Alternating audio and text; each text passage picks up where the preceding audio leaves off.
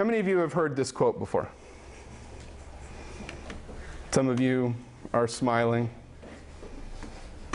I have a love-hate relationship with this quote, as you'll see. How many of you think you know what Donald means with this quote?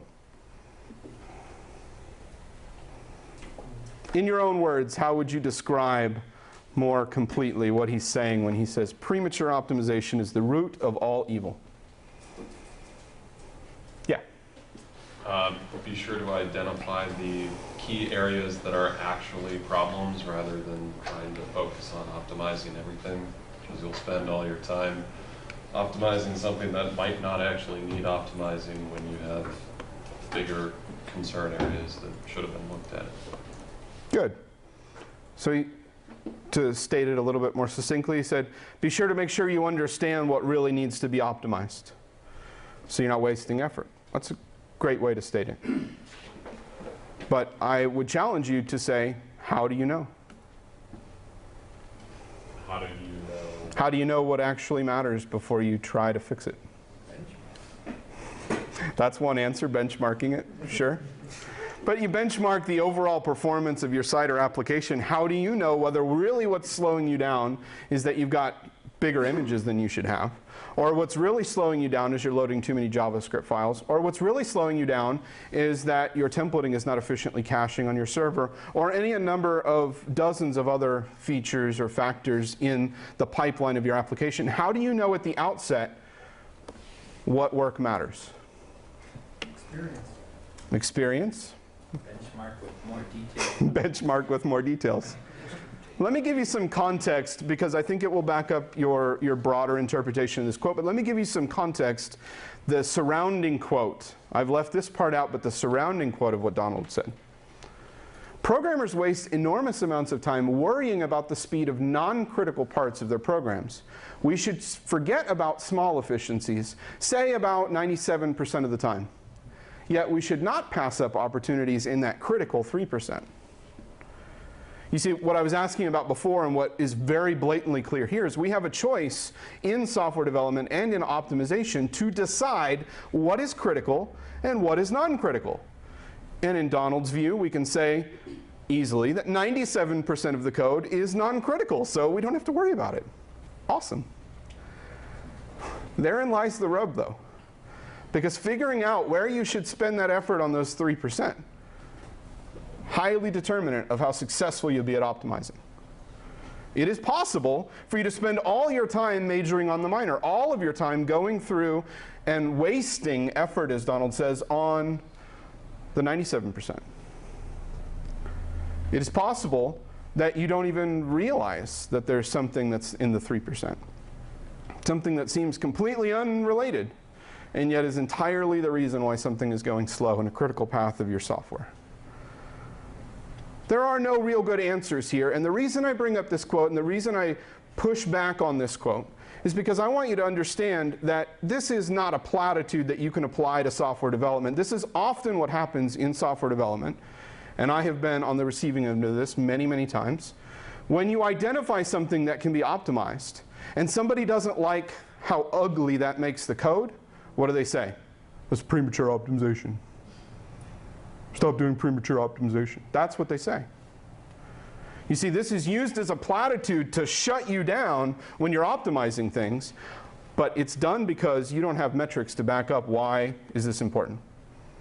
And we'll talk about how to get credence for why you work on what you work on.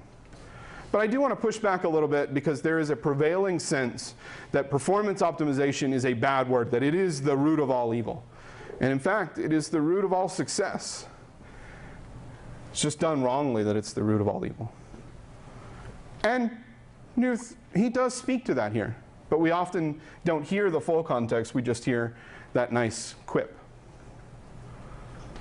So optimization is about non-critical versus critical. Highly important that we figure that out. Part of what I hope that you get from today is better ways to decide that so that you don't waste your effort. We could restate that then more clearly and succinctly, that non-critical path optimization is the root of all evil. And I've said that the way we make those decisions, it was said that it's about experience. I would say it's about maturity. Maturity in the way that you look at the discipline of optimization. The better that you weave that into what you do every day, the less of a chance you will have an app about ready to go to production, or worse, already in production, and the 3% is killing you and you have no clue where that 3% is. The less chance that that scenario happens. And that scenario happens most of the time. That scenario is the reason why that quote gets thrown around so quickly, is because people wasted time during development focusing on things they shouldn't worry about. And when it got to production, it was still really bad performance, and so we got no bang for our buck. It's highly important that you be mature about how you approach things. So I will restate Donald's quote, and you'll see this later. Immature optimization is the root of all evil. Mature optimization is the path to success, but immature optimization, that is inexperienced, that is naive optimization, will lead you down the wrong path. So mature optimization is the name of the game. And I've written an article a year and a half or so ago for Microsoft about this. Again, once you get the slides, you can grab those URLs if you're interested. I focused almost exclusively on JavaScript because this was for their JavaScript site, Script Junkie. But many of the same concepts that you're hearing today are reinforced in that article, so if you want to hear more about that, or if you just want to read more about places where you disagree with me, that's okay. So in the field of studying how users feel about performance, there's a bunch of studies that have been done, and some studies going back as far as 30 years about how users feel about the responsiveness of an application. When they click to do something or they want to do something, how do they feel about the performance? And there were some studies done, again, they sort of correlated across several studies, but there was a common conventional wisdom that got us to the point that said 100 milliseconds, that is 1/10 of a second, is the mark at which most users below that mark, that is things happening faster than that, most users can't distinguish the difference.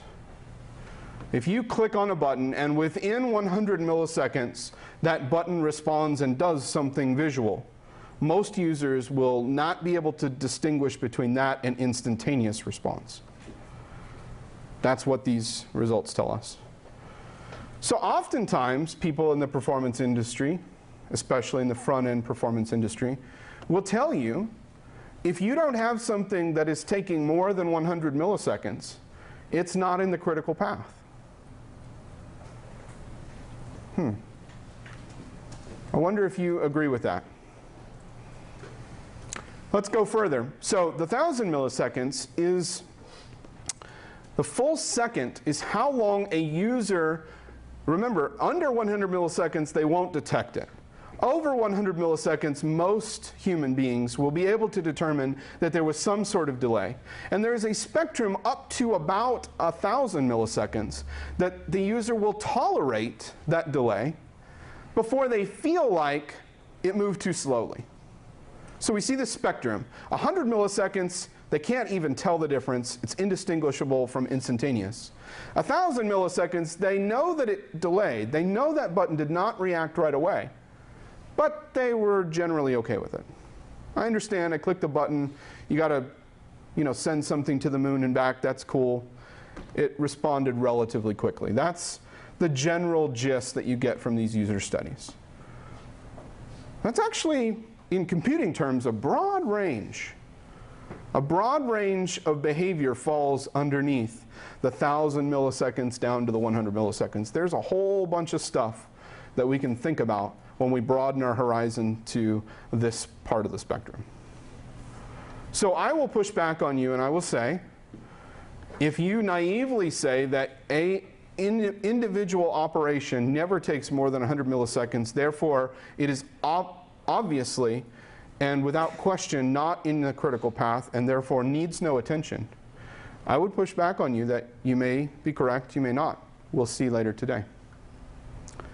But it's often quoted as a response to those who say, well, it's not in the critical path, it's less than 100 milliseconds. Well, what about two operations back to back that both take 50 or more milliseconds? Well, now all of a sudden we've got more than 100 milliseconds. And this is the death by 1,000 paper cuts. So the question then becomes, do operations in your site and in your application, do they compose in that way? Do they go serially? One happens for 50 milliseconds, another one happens for 50 milliseconds, another one happens for 50 milliseconds, and all three of those operations happen before a user gets a response. Boom, you've got 150 milliseconds. They can see that difference. Sometimes that's true. Sometimes operations and behaviors do compose that way. Sometimes not. The criticism of the death by 1,000 paper cuts, meaning, am I going to have 1,000 tenth of a millisecond things happen, all serially, one right after the other, to get me above the 100 millisecond mark or not? The criticism of that particular approach is to say, well, that never happens in reality. We never compose those things in reality. And I would say there is wisdom there in understanding that not always do we see them happening one right after the other. But sometimes it happens. For instance, when you have an animation loop, and you've got some code in your animation loop, any individual frame of your animation loop is never going to be more than 100 milliseconds. It should never be. But you're going to do 1,000 frames of update to move a box across the screen. If that box takes a second and a half to get there instead of a second, will that user perceive that things went slower than they should have? If in the Chrome browser it moves in 1 second and in the Firefox browser it takes a second and a half, will they perceive that? And the answer is yes, they will perceive the difference in 100 milliseconds. In this case, 500 milliseconds. They can perceive that difference. So it's more complex, the question of whether or not something's in the critical path.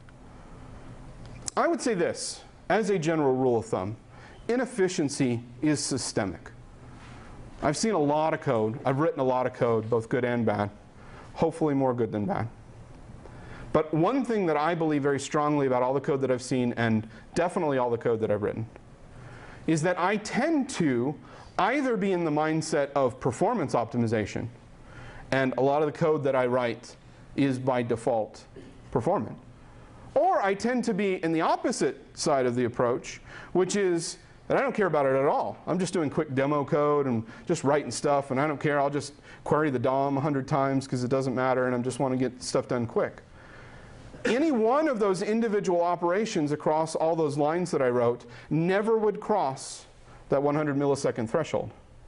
But if 90% of the lines of code that I wrote, each one of those lines was inefficient, that code is systemically inefficient. And I think this is true of a lot of development teams, because I think a lot of people do not have that by default mentality, how can I write this performantly? How can I make those balances work out?